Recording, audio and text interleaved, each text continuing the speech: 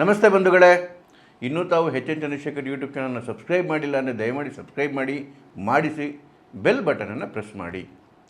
ಕೆಲವು ದಿನದಿಂದ ನಾವು ಟಿ ವಿ ಚಾನಲ್ಗಳಲ್ಲಿ ನೋಡ್ತಾ ಇದ್ದೀವಿ, ಜಮೀರ್ ಅಹ್ಮದ್ ಖಾನ್ ಅವರ ಪಡ್ಡೆ ಶಿಷ್ಯರುಗಳು ಬಂದು ಏನು ಮೀಸೆ ಕಿತ್ಕೊತಾರೆ ಚಾನಲ್ಗಳಲ್ಲಿ. ನಮ್ಮ ಸಾಹೇಬರಿಗೆ ದಾವಣಗೆರೆಯಲ್ಲಿ ಅವಮಾನ ಮಾಡಿಬಿಟ್ರು, ಸ್ವಾಭಿಮಾನದ ನಾಯಕರು ನಮ್ಮವರು, ಅವ್ರಿಗೆ ಅವಮಾನ ಮಾಡಿದರೆ ನಾವು ಸೈಡ್ ತೀರಿಸ್ಕೊಳ್ಳೋದಂಗೆ ಬಿಡಲ್ಲ, ಒಂದೇ ಒಂದು ಮುಸ್ಲಿಂ ಓಟನ್ನು ಕಾಂಗ್ರೆಸ್ಸಿಗೆ ಬೀಳ್ದಂಗೆ ನೋಡ್ಕೊಂಡ್ಬಿಡ್ತೀವಿ, ನಮ್ಮ ಸಾಹೇಬ್ರಿಗೆ ಬಿಟ್ಟರೆ ಇನ್ಯಾರಿಗೂ ನಮ್ಮ ಮುಸ್ಲಿಂ ಸಮುದಾಯ ಓಟ್ ಹಾಕಲ್ಲ ಇಡೀ ರಾಜ್ಯದಲ್ಲಿ, ಹಾಗೆ ಹೀಗೆ ಅಂತ ಏನು ಕಿತ್ತು ಕೆಳಿತಾರೆ. ಅದಕ್ಕೆ ಒಂದು ಉದಾಹರಣೆ ಬೇರೆ ಕೊಟ್ಕೊಂಡು ಹೇಳ್ತಾ ಇದ್ರು. 2006ರಲ್ಲಿ JDS ಅಲ್ಲಿದ್ದಾಗ ನಮ್ಮ ಜಮೀರ್ ಅಹ್ಮದ್ ಅವರು ಫಸ್ಟ್ ಟೈಮ್ MLA ಆಗಿ ಮಿನಿಸ್ಟರ್ ಆಗಿದ್ದರು. ಯಾವುದೋ ನಮಾಜ್ಗೆ ಯಾವುದಕ್ಕೂ ಕರೆದ್ರಂತೆ, ರಂಜಾನ್ಗೋ ಯಾವುದಕ್ಕೂ ಚಾಮರಾಜಪೇಟೆಗೆ ಮುಖ್ಯಮಂತ್ರಿ ಕುಮಾರಣ್ಣವರು ಬರೀ ಅವರು ನಮಾಜಿಗೆ ಬರಲಿಲ್ಲ ಅಂಥೇಳಿ ಅವಮಾನ ಆಯಿತು ಅಂಥೇಳಿ ಸ್ವಾಭಿಮಾನಕ್ಕೆ ಧಕ್ಕೆ ಹಾಕಿದ್ದಕ್ಕೆ ನಮ್ಮ ಜಮೀರ್ ಅಹ್ಮದ್ ಅವರು ಮಂತ್ರಿಗಿರಿಯನ್ನು ಕಾಲಲ್ಲಿ ಒದ್ದು, ಭಾಷೆಗಳು ನೋಡ್ಬೇಕು ಅವ್ರು ಬಳಸೋದು, ಕಾಲಲ್ಲಿ ಒದ್ದು ಜನತಾದಳಕ್ಕೆ ರಾಜೀನಾಮೆ ಬಿಸಾಕಿ ಆಚೆ ಕಡೆಗೆ ಬಂದರು. ಸ್ವಾಭಿಮಾನಕ್ಕೆ ಪೆಟ್ಟಾದಾಗ ನಮ್ಮ ಸಾಹೇಬರು ಅಂಥ ಏನು ಧೀಮಂತರು, ಅಂಥವ್ರಿಗೆ ಇವತ್ತು ದಾವಣಗೆರೆಯಲ್ಲಿ ಅವಮಾನ ಮಾಡಿಬಿಟ್ಟಿದ್ದಾರೆ ಅಂಥೇಳಿ. ಅಲ್ಲೆಲ್ಲೆಲ್ಲೆಲ್ಲೆಲ್ಲೆಲ್ಲೆಲ್ಲೆಲ್ಲೆ ಮರಿ ಪುಡಾರಿಗಳೇ, ನಿಮ್ಮ ಜಮೀರ್ ಅಹ್ಮದ್ ಅವ್ರಿಗೆ ಬರೀ ನಮಾಜಿಗೆ ಬರಲಿಲ್ಲ ಕುಮಾರಸ್ವಾಮಿ ಅಂಥೇಳಿ ಸ್ವಾಭಿಮಾನ ಕೆಚ್ಚು ಉಕ್ಕ ಹರಿದುಬಿಡ್ತು. ಅದಕ್ಕೋಸ್ಕರ ಮಂತ್ರಿಗಿರನ್ನ ಒದ್ದುಬಿಟ್ಟು ಆಚೆ ಕಡೆಗೆ ಬಂದ್ರ. ಇವತ್ತೇನಾಗಿದೆ ನಿಮ್ಮ ಜಮೀರ್ ಅಹ್ಮದ್ ಅವರ ಸ್ವಾಭಿಮಾನಕ್ಕೆ?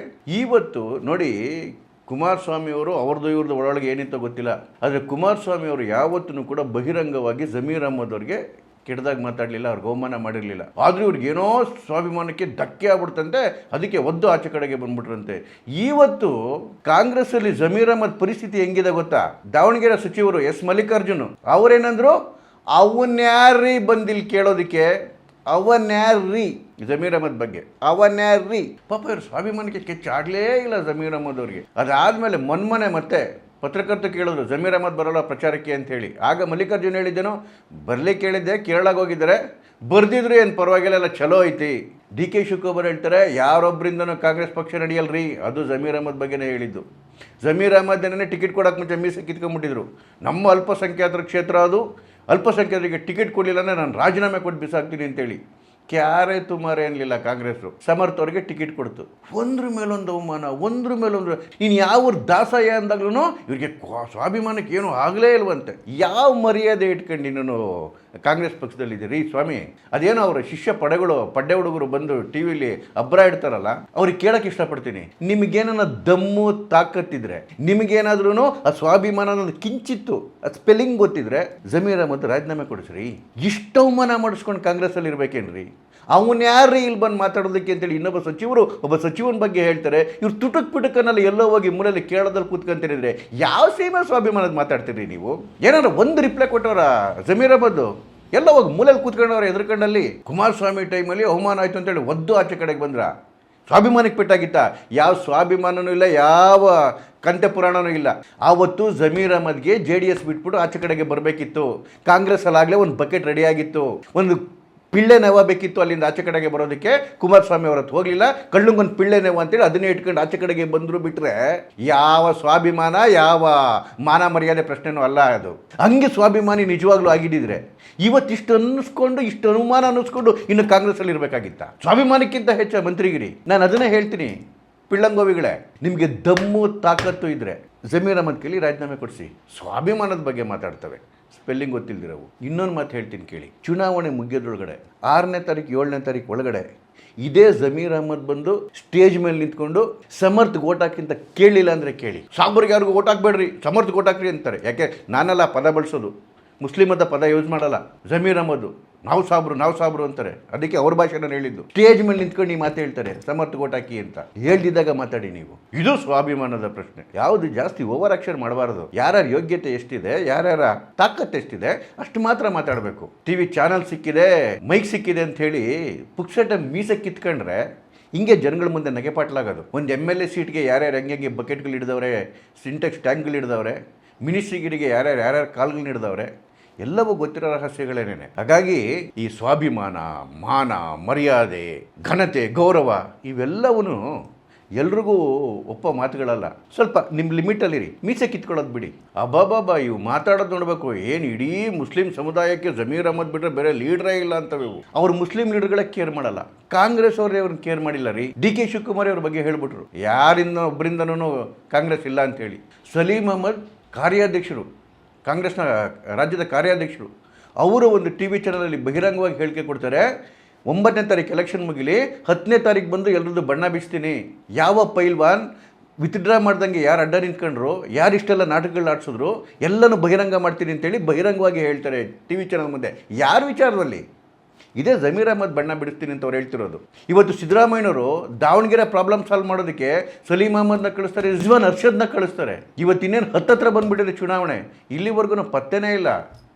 ಯಾಕೆ ಅಂತ ಹೇಳಿದ್ರೆ ಕಾಂಗ್ರೆಸ್ ಕೇರೆ ಮಾಡ್ತಿಲ್ಲ. ಅದನ್ನೇ ಎಸ್ ಮಲ್ಲಿಕಾರ್ಜುನ ಅವರು ಹೇಳಿದ್ದು, ಬಂದರೆ ಬರ್ತಾರೆ, ಬರ್ದಿದ್ರೆ ಯಾವ ತೊಂದರೆನೂ ಇಲ್ಲ ಅಂತ ಹೇಳಿ. ಯಾವ ಕ್ಷೇತ್ರದಲ್ಲಿ ಸುಮಾರು 83,000 ಮುಸ್ಲಿಂ ಓಟ್ಗಳಿದೆ. ಅಕಸ್ಮಾತ್ ಈ ಮನುಷ್ಯನೇ ಏನಾದ್ರೂ ಅನಭಿಷಿಕ್ತ ನಾಯಕ ಮುಸ್ಲಿಂ ಸಮುದಾಯಕ್ಕಾಗಿದ್ದಿದ್ರೆ ಎಲ್ಲರೂ ಕೈಕಾಲು ಹಿಡ್ಕೊಂಡು ಬಂದು ಕರ್ಕೊಂಬಂದು ಇವ್ರು ಪ್ರಚಾರ ಮಾಡಿಸೋರು. ಕ್ಯಾರೆ ತುಮಾರೆ ಅಂತಿಲ್ಲ ಯಾರೂ. ಇವರೆಲ್ಲ ಹೋಗಿ ಕೇರಳದಲ್ಲಿ ಪ್ರಚಾರ ಮಾಡ್ಕೊಂಡು ಕೂತ್ಕೊಂಡವ್ರೆ. ಅದ್ರ ಅರ್ಥ ಏನು? ಜಮೀರ್ ಅಹಮದ್ ಆಟುಕುಂಟು ಲೆಕ್ಕಕ್ಕಿಲ್ಲ ಈ ಚುನಾವಣೆಯಲ್ಲಿ. ನಾಳೆ ನೋಡಿ ಏನಾದರೂ ಹೆಚ್ಚು ಕಡಿಮೆ ಆಗಿ ಕಾಂಗ್ರೆಸ್ ಹೊತ್ಬಿಟ್ರೆ ಇವೆಲ್ಲಿ ಮತ್ತೆ ಪಿಳ್ಳಂಗೋವಿಗಳು ಮತ್ತೆ ಶುರು ಹಚ್ಕೊಂಡ್ಬಿಡ್ತಾವೆ. ನಮ್ಮ ಬಾಸ್ಗೆ ಅವಮಾನ ಮಾಡಿದ್ರು ಅದಕ್ಕೆ ನನ್ನ ಸೋತೋಗಿದ್ದು ಅಂತೇಳಿ. ಅದೇನಲ್ಲ, ಬಿ ಜೆ ಪಿ ಭಾಳ ಚೆನ್ನಾಗಿ ಪರ್ಫಾರ್ಮೆನ್ಸ್ ಮಾಡ್ತಾ ಇದೆ. ಅಲ್ಲಿ ಶ್ರೀನಿವಾಸ್ ಅವರಿಗೆ ಟಿಕೆಟ್ ಕೊಟ್ಟ ಮೇಲೆ ಇಡೀ ಹಿಂದುಳಿದ ಸಮುದಾಯ, ದಲಿತ ಸಮುದಾಯ, ಒಟ್ಟಾಗಿ ಹಿಂದೂ ಸಮುದಾಯಗಳು, ಒಂದಷ್ಟು ಮುಸಲ್ಮಾನರು ಎಲ್ಲರೂ ಸೇರಿಕೊಂಡು ಇವತ್ತೊಂದು ಗಟ್ಟಿ ಪ್ರದರ್ಶನ ಬಿ ಜೆ ಪಿದು ಆಗ್ತಾ ಇದೆ. ಅಲ್ಲಿ ಅದು ಬಿ ಜೆ ಪಿ ಗೆಲುವಾಗುತ್ತೆ ಬಿಟ್ಟರೆ ಕಾಂಗ್ರೆಸ್ನ ಒಳೆಯಟಲ್ಲ. ಈಗ ಜಮೀರ್ನ ಶಿಷ್ಯರೆಲ್ಲ ಕಾಯ್ಕೊಂಡು ಕುತ್ಕೊಂಡ್ಬಿಟ್ಟವ್ರು. ಇವಾಗ ಹೆಂಗಾರು ಮಾಡಿ ದಾವಣಗೆರೆ ಸೋಲಿ, ಹೇಗಾರು ಮಾಡಿ ದಾವಣಗೆರೆ ಸೋಲಿ ಅಂತೇಳಿ. ಇಂಥವರಿಂದ ಪಕ್ಷನಿಷ್ಠ ಎಕ್ಸ್ಪೆಕ್ಟ್ ಮಾಡೋಕ್ಕಾಗತ್ತೇನ್ರಿ? ನನ್ನ ಜೊತೆ ಒಬ್ಬ ಯಾರೋ ಟಿ ವಿ ಚಾನಲ್ ಕೂತಿದ್ದ, ನಿನಗೆ ಪಕ್ಷ ಮುಖ್ಯನಾ ಧರ್ಮ ಮುಖ್ಯನಾ ಅಂದರೆ ಧರ್ಮನೇ ಮುಖ್ಯ ಅಂತ. ಇದು ಈ ಮುಸ್ಲಿಂ ಮುಖಂಡರ ಮನಸ್ಥಿತಿಗಳು. ಇವರಿಗೆ ದೇಶ ಮುಖ್ಯನಾ ಧರ್ಮ ಮುಖ್ಯನಾ ಅಂದರೆ ಧರ್ಮನೇ ಮುಖ್ಯ, ಸಂವಿಧಾನ ಮುಖ್ಯನಾ ಧರ್ಮ ಮುಖ್ಯನಾ ಅಂದರೆ ಧರ್ಮನೇ ಮುಖ್ಯ. ನಾನು ಮುಸ್ಲಿಂ ಮುಖಂಡರುಗಳ ಬಗ್ಗೆ ಮಾತಾಡ್ತಾ ಇದ್ದೀನಿ. ಇಂತಹ ಒಂದು ಜಿಹಾದಿ ಮನಸ್ಥಿತಿ ಇರ್ತಕ್ಕಂಥ ಲೀಡರ್ಗಳು, ಇವ್ರನ್ನ ಪಾಲಿಸ್ಕೊಂಡು ಪೋಷಿಸ್ಕೊಂಡು ಬರ್ತಿರ್ತಕ್ಕಂತಹ ಒಂದಷ್ಟು ಜನ ಮುಖಂಡರು ಯಾವ ಸಂದೇಶ ಕೊಡ್ತಾರೆ ಈ ಸಮಾಜಕ್ಕೆ? ಈಗ ಮುಸ್ಲಿಂ ಸಮುದಾಯದ ಓಟು ಯಾವುದೋ ಒಬ್ಬ ನಾಯಕನ ಜಾಗೀರಲ್ಲ. ನಾನು ಇವತ್ತು ಚಾಲೆಂಜ್ ಮಾಡಿಬಿಟ್ಟು ಹೇಳ್ತೀನಿ, ಪ್ರತಿ ಮುಸ್ಲಿಂ ಕುಟುಂಬವು ಇಡೀ ಭಾರತದಲ್ಲಿ, ಅದು ಹಿಂದೂ ಕುಟುಂಬ ಇರಲಿ, ಮುಸ್ಲಿಂ ಕುಟುಂಬ ಇರಲಿ, ಅದೇ ಮುಸ್ಲಿಮರ ವಿಚಾರದಿಂದ ಪ್ರತ್ಯೇಕವಾಗಿ ಹೇಳ್ತೀನಿ, ಇಡೀ ದೇಶದಲ್ಲಿ ಅಥವಾ ಇಡೀ ಕರ್ನಾಟಕ ರಾಜ್ಯದಲ್ಲಿ ಅಥವಾ ದಾವಣಗೆರೆ ಕ್ಷೇತ್ರದಲ್ಲಿ ಒಂದು ಮುಸ್ಲಿಂ ಕುಟುಂಬ ತೋರಿಸಿ ಮೋದಿಯವರ ಸರ್ಕಾರದ 5 ಯೋಜನೆಗಳ ಫಲಾನುಭವಿ ಆಗದೇ ಇರೋದು.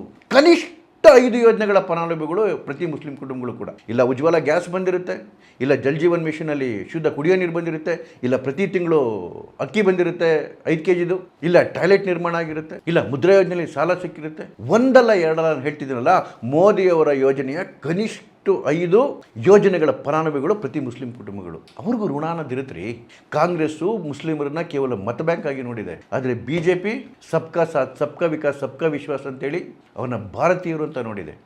ಇದೇ ಕಾಂಗ್ರೆಸ್ಗೂ ಬಿ ಜೆ ಪಿಗಿರೋ ವ್ಯತ್ಯಾಸ.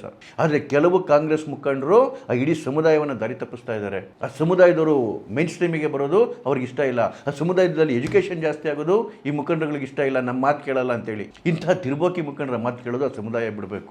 ಯಾರು ನಿಜವಾಗ್ಲೂ ಆ ಕುಟುಂಬದ ಜೊತೆ ನಿಂತಿದೆ, ಯಾರು ನಿಜವಾಗ್ಲೂ ನಿಮ್ಮನ್ನು ಮುಖ್ಯಧಾರಣಿಗೆ ಕರ್ಕೊಂಬಂದು ಭಾರತದ ಬೆಳವಣಿಗೆ ಜೊತೆ ನಿಮ್ಮ ಬೆಳವಣಿಗೆಯನ್ನು ಆಸೆ ಪಡುತ್ತೆ, ಅಂತಹ ಒಂದು ಸರ್ಕಾರ ಜೊತೆ ನಿಂತ್ಕೊಳ್ಳಿ, ಅಂತಹ ಒಂದು ಪಕ್ಷದ ಜೊತೆ ನಿಂತ್ಕೊಳ್ಳಿ. ಖಂಡಿತ ಆ ವಿಚಾರದಲ್ಲಿ ದಾವಣಗೆರೆ ದಕ್ಷಿಣ ಮತ್ತು ಬಾಗಲಕೋಟೆ ಉಪಚುನಾವಣೆಗಳು ಒಂದು ದಿಕ್ಸೂಚಿ ಆಗುತ್ತೆ ಅನಿಸುತ್ತೆ. ಈ ಸಿದ್ದರಾಮಯ್ಯ ಸರ್ಕಾರ ಮಾಡಿರ್ತಕ್ಕಂಥ ಅನಾಚಾರಗಳು, ಇಡೀ ರಾಜ್ಯದ ದಿವಾಳಿ ಆಗಿರೋದು, ಇವೆಲ್ಲದಕ್ಕೂ ತಕ್ಕ ಉತ್ತರವನ್ನು 2 ಕ್ಷೇತ್ರದ ಮತದಾರ ಕೊಡ್ತಾರೆ. ವಿಶೇಷವಾಗಿ ದಾವಣಗೆರೆ ದಕ್ಷಿಣದಲ್ಲಿ ಅತಿ ಹೆಚ್ಚು ಮುಸಲ್ಮಾನ್ ಸಮುದಾಯ ಇರೋದಕ್ಕೆ ಈ ಮಾತು ಹೇಳ್ತಾ ಇದ್ದೀನಿ. ತಕ್ಕ ಉತ್ತರ ಕೊಡ್ತಾರೆ. ಮತ್ತು ಈ ಮುಖಂಡರುಗಳ ಬಾಯಲ್ಲಿ ಬರ್ತಕ್ಕಂಥ ಮಾತುಗಳಿದೆಯಲ್ಲ, ನಾವು 25% ಇದ್ದೀವಿ ದಾವಣಗೆರೆ ದಕ್ಷಿಣದಲ್ಲಿ, ಅದಕ್ಕೆ ನಮಗೆ ಟಿಕೆಟ್ ಸಿಗಬೇಕಿತ್ತು, ನಮ್ಮಿಂದನೇ ಗೆಲುವು, ನಮ್ಮಿಂದನೇ ಸೋಲು, ಈ ದುರಾಂಕಾರ ಬಿಡೋದು ಒಳ್ಳೆಯದು. 25% ಇನ್ನು 75% ಹಿಂದೂಗಳು. ಹೀಗಾಗಿ ನಿಮ್ಮ ದುರಾಂಕಾರಕ್ಕೆ, ನಿಮ್ಮ ಅಹಂಕಾರಕ್ಕೆ ಸಮುದಾಯವನ್ನು ಬಲಿ ಮಾಡೋದು ಬೇಡ. ಕರ್ನಾಟಕ ಭಾಳಷ್ಟು ಜನ ದೊಣ್ಣೆ ನಾಯಕಗಳನ್ನ ನೋಡ್ಬಿಟ್ಟಿದೆ, ಮುಂದೆನೂ ನೋಡುತ್ತೆ. ಆದರೆ ದೊಡ್ಡ ದೊಡ್ಡ ಮಾತುಗಳಾಡಿ ಜನರ ಮುಂದೆ ಲಾಫಿಂಗ್ ಸ್ಟಾಕ್ ಆಗೋದು ಬೇಡ, ಹಾಸ್ಯದ ವಸ್ತು ಆಗೋದು ಬೇಡ. ನಮಸ್ಕಾರ.